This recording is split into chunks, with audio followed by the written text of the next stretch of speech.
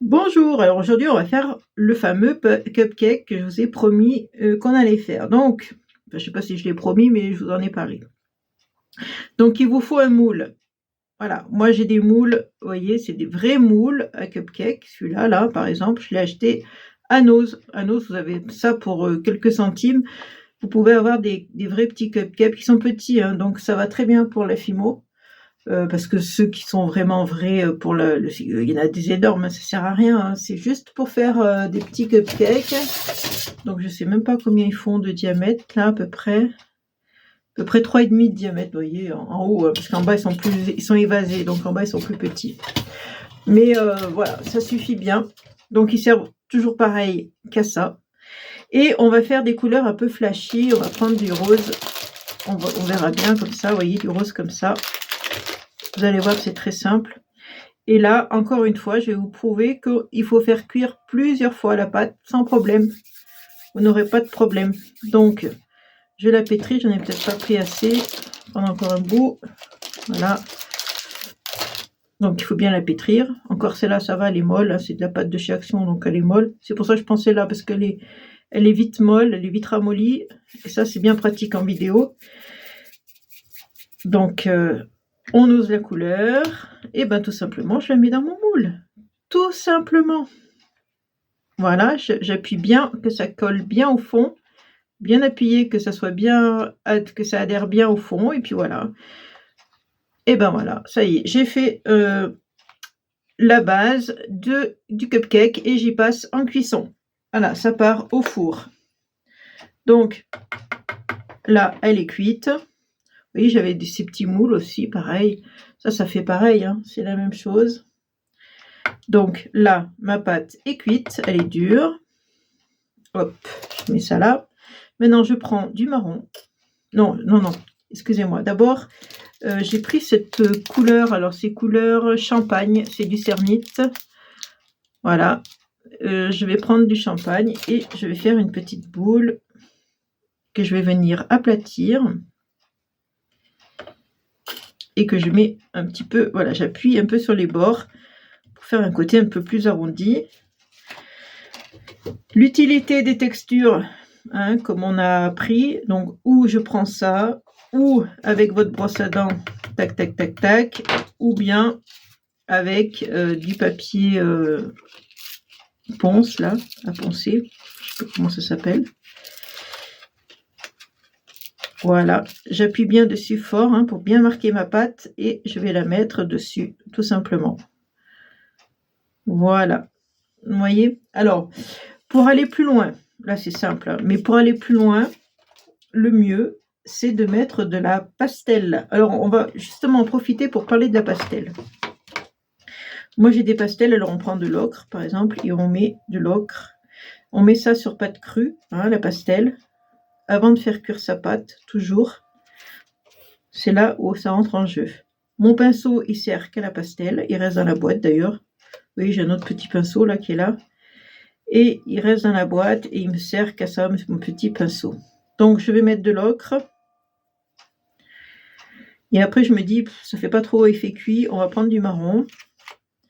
Et on va mettre, par exemple, autour, où c'est un petit peu plus cuit, hein, comme dans votre four, hein, par exemple. Hop, un petit peu plus foncé autour pour faire un effet un peu plus cuit autour. Si vous voulez faire un effet encore un peu plus cuit, pourquoi prendre cette couleur, par exemple. Voilà. Qui est un peu plus foncé que l'ocre que je vous ai montré.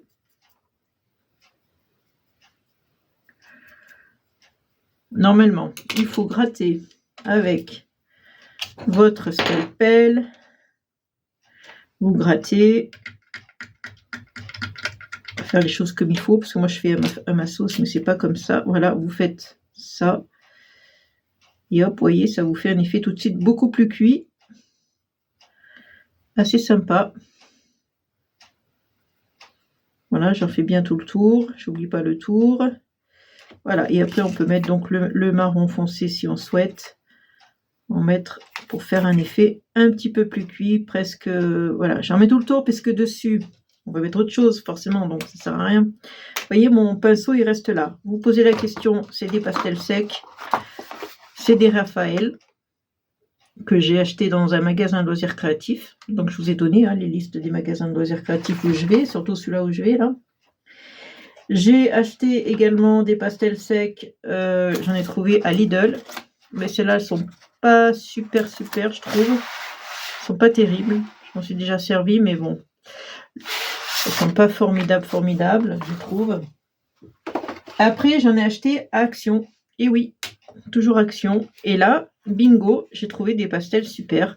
Alors les couleurs, en plus, c'est intéressant parce que en polymère, on se sert beaucoup des couleurs comme ça. Voilà ça, l'orange, vous voyez, ces couleurs-là, on s'en sert beaucoup. Donc j'ai pris ça et elles sont très bien. Franchement, elles vont bien. Elles teintent bien, elles sont pigmentées, elles sont bien. Franchement, j'étais épatée. Donc du coup, j'ai acheté qu'une boîte pour essayer. Je vais acheter l'autre boîte. Je sais qu'il y en a une autre couleur. Mais bon, les couleurs qu'on se sert le plus, c'est les couleurs ocre, les couleurs jaunes, les couleurs orange, marron.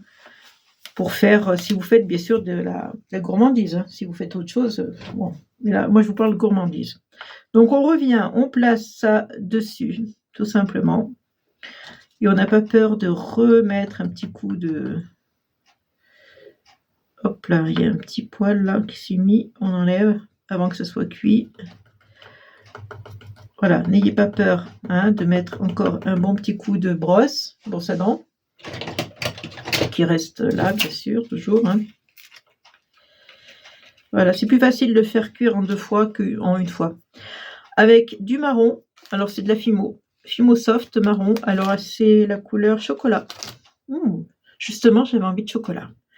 Donc je prends un petit bout et je vais venir, hop, faire des petites pointes comme ça. Vous voyez, là je vais en faire encore une. Hop. Ça se travaille, la pâte. Hein. Là, je viens en faire encore une, et puis peut-être encore une ici. Je vais en faire 5 finalement. Alors là, c'est pointu, mais vous allez voir que à force d'y travailler, ça va devenir... Alors attendez, je vais prendre quelque chose pour... voilà. Pour m'aider à faire mes pointes.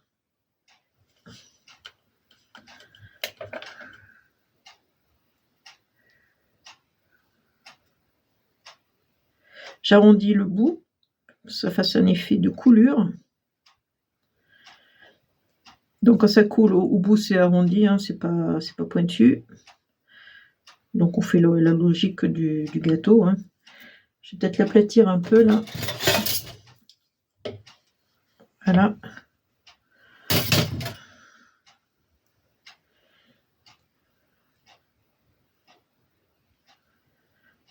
Hop, arrondissons.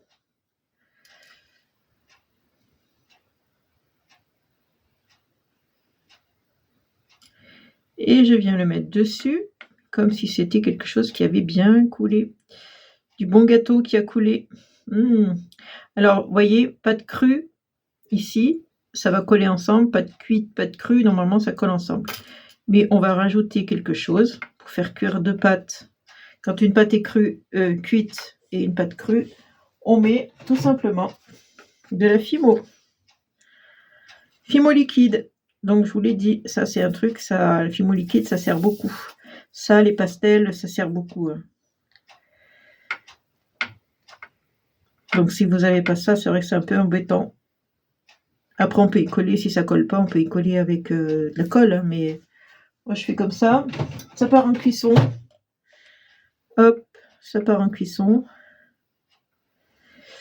Et je vais mettre... Alors ça fendille, il fait froid, alors du coup ça fendille. Je vais mettre une petite cerise dessus, donc avec un petit bout de rouge, tout simplement. Un petit peu de rouge, regardez comme c'est petit. Je vais faire une cerise. Donc les cerises, elles ont une petite encoche sur le côté, que je viens faire avec ça. Vous savez, un petit truc comme ça. Les cerises, elles ont ça souvent. Je vais y mettre droit comme ça. Voilà. Et avec un petit outil, il est où mon outil? Ben, il est là devant moi. Je vais essayer de faire un petit creux là. Voilà. Avec un petit bout de verre, je vais venir faire une petite tige, mais vraiment c'est microscopique. Hein. Petit. Hein.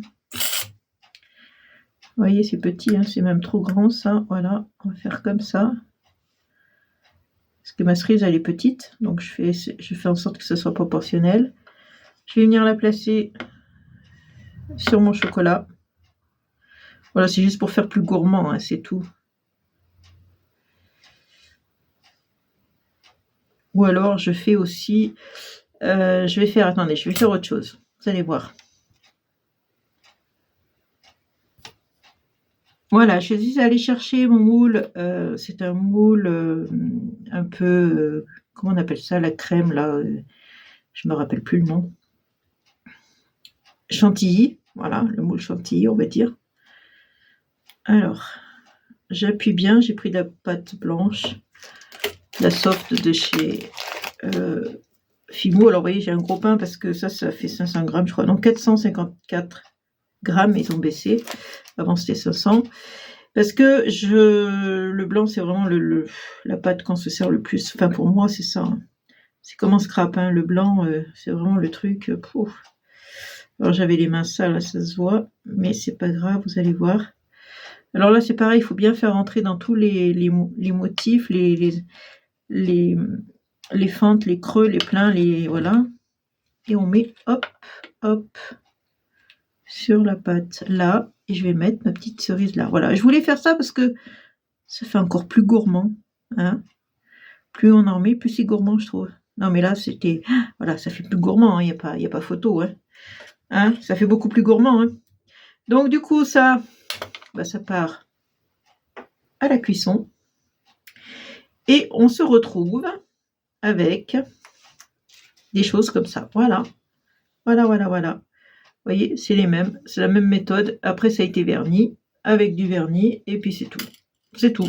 Une fois cuit, vous vernissez. Terminé. Voilà. Donc, je vous laisse sur cette idée. Je vous fais de gros bisous et amusez-vous bien. Bisous, bisous.